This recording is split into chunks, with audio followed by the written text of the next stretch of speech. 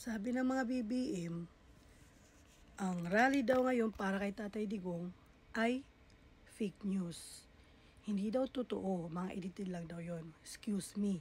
Lahat kami dito sa ibang bansa, sa buong mundo, ay nagarally para kay Tatay Digong. Kasi walang salis Tatay Digong. Kayo ang dapat ikulong, mga BBM. Lahat kayo.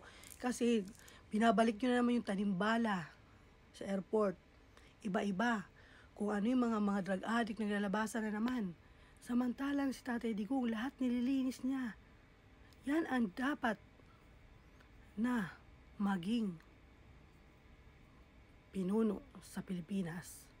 Dapat maraming katulad ni Tatay Digong na maging presidente para umunlad ang Pilipinas at hindi na nakakatakot. Nakakatakot dahil ngayon, nakakatakot umuwi dahil sa tanimbala na yan. No? Kaya kailangan namin ng pagbabago.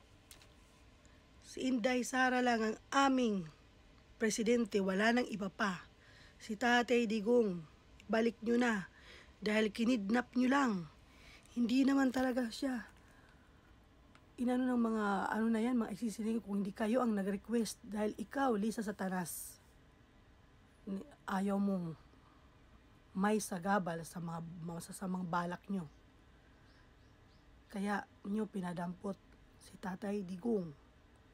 Kaya kayo, dapat ang paalisin dyan sa Malacanang.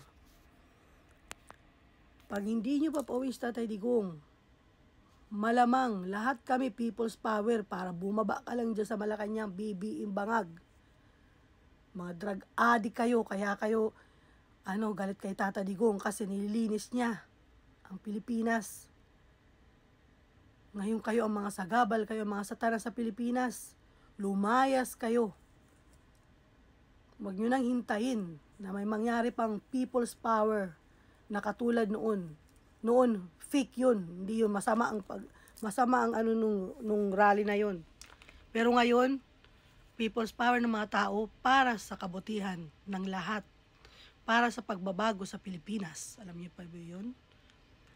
Kaya dapat ang mga Pilipino ay magkaisa lahat. Magkaisa tayong lahat. Para hindi na tayo matakot umuwi sa Pilipinas. Dahil ngayon, nakakatakot yung tanimbala na yan at iba-iba pa. Mga abusado ang loob sa airport ng Pilipinas. Mga abusado ang mga trabahador doon. Dahil mga kampon sila ni BBM. Mga magdanakaw. Lahat na. Nakakahiya.